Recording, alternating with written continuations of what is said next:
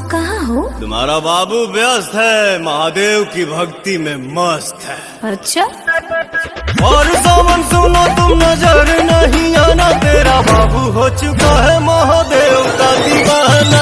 और सावन सुनो तुम नजर नहीं आना, तेरा बाबू हो चुका है महादेव का दीवाना।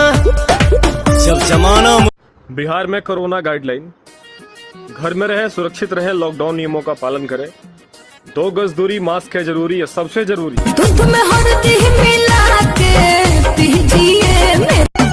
अरे है क्या इरादा, मैं किसको बताऊं, कैसे मजनुआ को अपने पटाऊं। नींद आता नहीं, कुछ भाता नहीं, कैसे दिल को मनाऊं बुझाता नहीं। दिलवा के तेज धड़कन हो गया, भलनवा के लइका पसंद आ गया। सच सच बताती सुनते हैं जी का हो।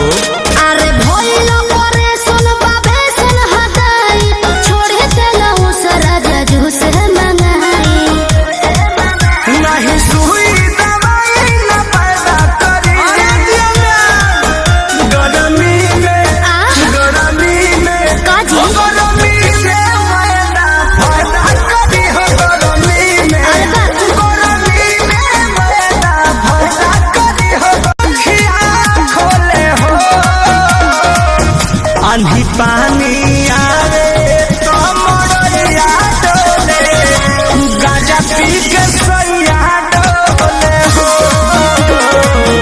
अमवा महुआ दिल पतैया डोले, गाजा पी के सैया डोले हो।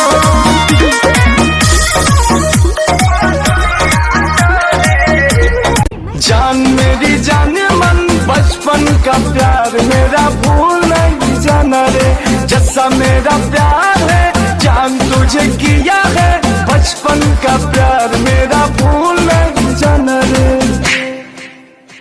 बकवास बंद करो।